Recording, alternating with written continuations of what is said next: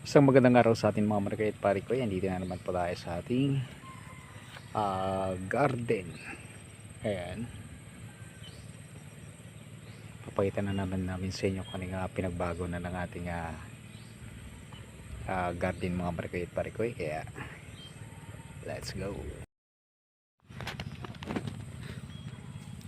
Magbabawas tayo ng daon ng ampalaya.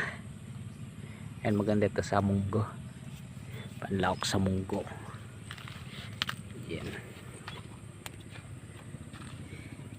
Yung mga nasa baba lang kukunin natin.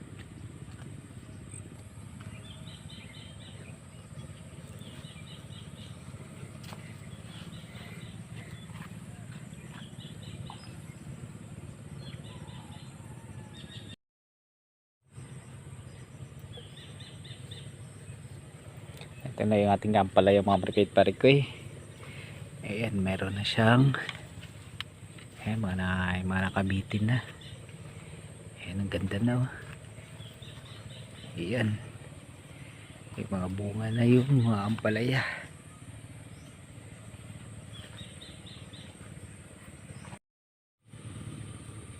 Ayan, ito na rin yung sitaw natin. Ayan na, namuha na rin.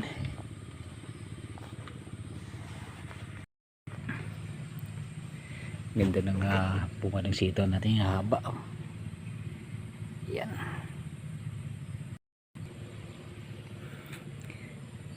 Tsaka to, pwede na ito ma-harvest. Ayan.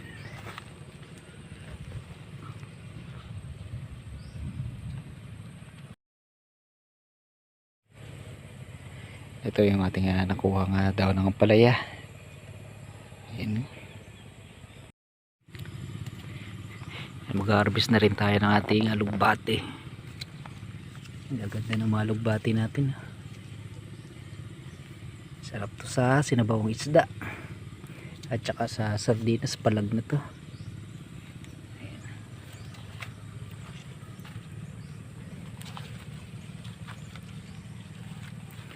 Ayan yung ating master sa pagtatanim, ang aking Kuya Eli. Ayan, nag-harvest na siya ng kanyang pinaguran. Ayan, bebenta rin natin to mga marikoy at parikoy. Kasi marami-rami na rin yung ating alugbate. Ayan, bebenta na rin tayo.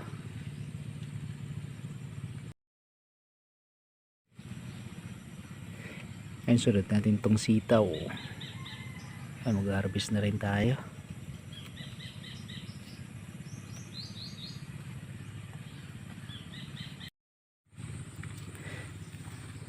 Ito yung ang harvest natin ng ating sitaw.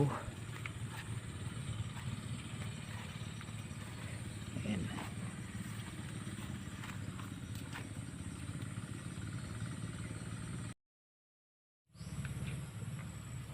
Ito naman ay puro pipino.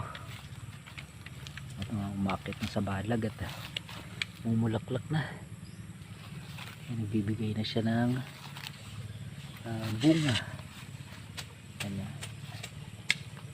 hanggang dulo. Puro pipino to.